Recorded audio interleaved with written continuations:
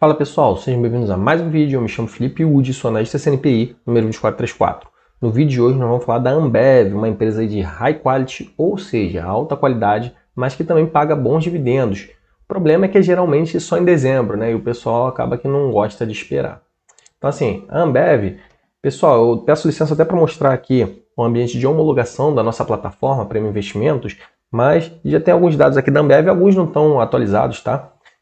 Porém, vocês podem ver até puxando alguns indicadores, né, que o PL, que a empresa não é tão esticada assim, tá? Geralmente PLs altos é assim, acima de 30, 40 vezes, e isso vai variar de cada empresa. Preço sobre valor patrimonial também da empresa, bem baixinho. Tem alguns outros indicadores que a gente usa aqui de endividamento. Valor patrimonial o pessoal gosta muito, então a empresa tem mais caixa do que dívida, né, pouco passivo, margens altas, né, margem bruta alta, margem EBITDA um pouquinho menor, né, margem líquida também para o setor é excelente, né, cerca de 17%, e até indicadores de rentabilidade, né, além de alguns indicadores de crescimento que vai constar no futuro. Então isso daí são algumas informações da nossa plataforma. A gente também está constando aqui receita dos últimos 10 anos, tem por trimestre, tem por ano, balanço patrimonial e demonstração de fluxo de caixa. Então, se a gente fizer uma análise rápida aqui, depois a gente vai para o nosso formulário de apresentação de resultados da empresa, vocês vão ver que a empresa, nos últimos anos, ficou um pouquinho estagnada aqui, ó, 2022, 2023, a receita, tem a questão da crise da Argentina, mas ela tem uma capacidade de repasse de preço muito bom, tá? Então, deixa eu estar, acho que tem que dar um zoom aqui para vocês para ficar um pouquinho melhor. Tem um potencial de repasse de preço muito bom, tá? Então, só um repassezinho de 2022 para frente a 2021, a gente vê que já teve um aumento aí relevante. Ela tem uma margem bruta bem alta, isso é muito interessante, tá? Sofreu um pouquinho nos últimos anos por conta de questões inflacionárias, questão de Argentina, tá? Mas a empresa, ó, de 2016 para cá, ó, mais do que quase dobrou, né, no caso, a receita. Isso daí é muito interessante, porque a gente vê que é uma empresa que já é testada e provada, tá?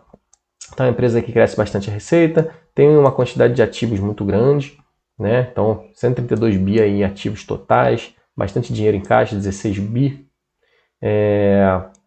E do ponto de vista do FCO, fluxo de caixa, por mais que a receita não esteja crescendo tanto, a gente vê também que a empresa consegue expandir frente aos últimos anos, gerando muito caixa, né? O FCO, para quem não sabe, é o dinheiro efetivamente que já caiu na conta da empresa, diferente do EBIT, que é um dinheiro que pode cair ao longo do tempo, a prazo.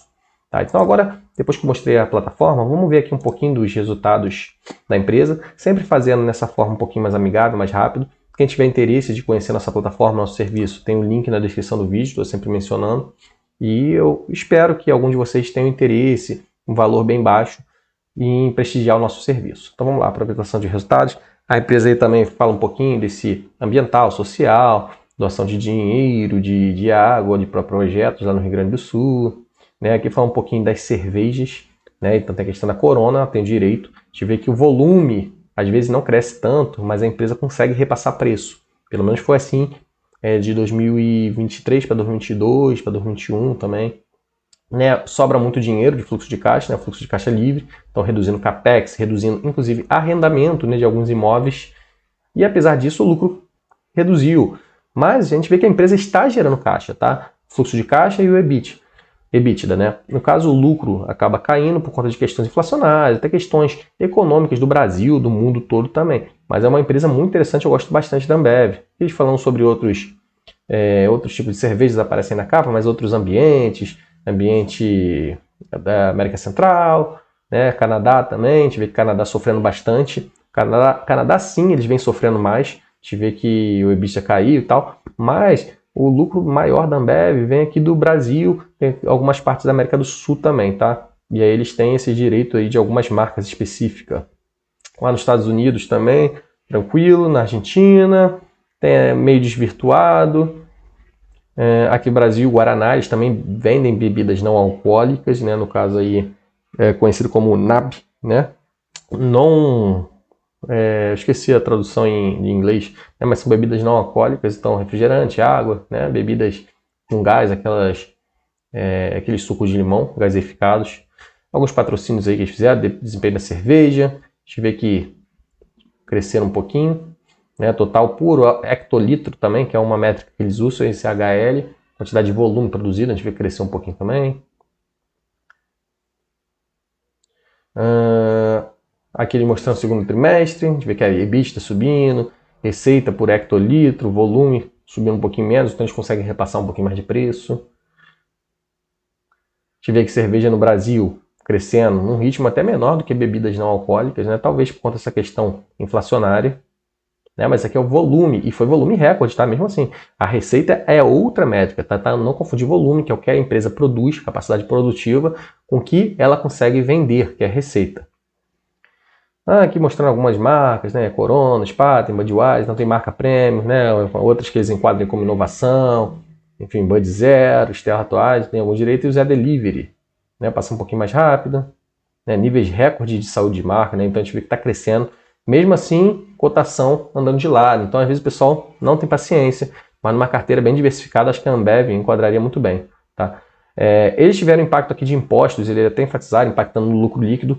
No passado, a empresa pagava pouco imposto, né? Isso daí foi até uma questão que foi ventilada, levantada em rede social. Por que a Ambev paga tão pouco dividendo?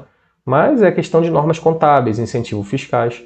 E ela também, então impactou bastante o lucro líquido também, e ela também vem gerando bastante caixa, né, que eu falei. Então eu acho uma empresa muito interessante, com potencial grande para pagar dividendos no futuro, tá? Então o pessoal às vezes olha, não consegue entender um resultado, o que caiu o lucro, né, o fluxo de caixa crescendo bastante, margem bruta, margem EBITDA.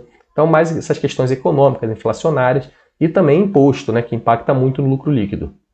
Resultado financeiro deles, ó, eles tiveram poucas perdas com derivativo, né, questão de trava do preço das commodities, né? Teve a questão da Argentina, impactou bastante, e depreciação no Brasil, né? Então, imposto de renda aqui, eles tiveram um imposto bem grande, mas o LAIR, que eles chamam aqui de EBT, ou EBIT, né? Foi bom, tá? Foi bem interessante.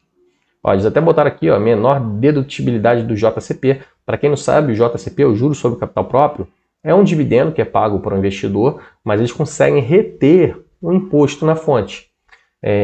Só que eles tiveram uma menor dedutibilidade. Não sei se teve algum lobby em relação a isso também. Então aqui eles botaram, beleza. Aí fluxo de caixa, a gente sabe que cresceu bastante, né? E basicamente essa foi a Ambev. Então consegui fazer um vídeo curtinho, né? Eu acho que deu para mostrar os principais pontos da Ambev, seguindo essa mesma dinâmica que a gente tem se proposto a fazer aqui no canal, falando nos vídeos mais curtos. A gente tem alguns vídeos bem longos, tem várias playlists aí no canal se vocês procurarem, sobre Investor Day de empresas. Então, pessoal, pelo vídeo de hoje foi isso. Espero que eu possa ter contribuído de alguma forma. Um forte abraço a todos.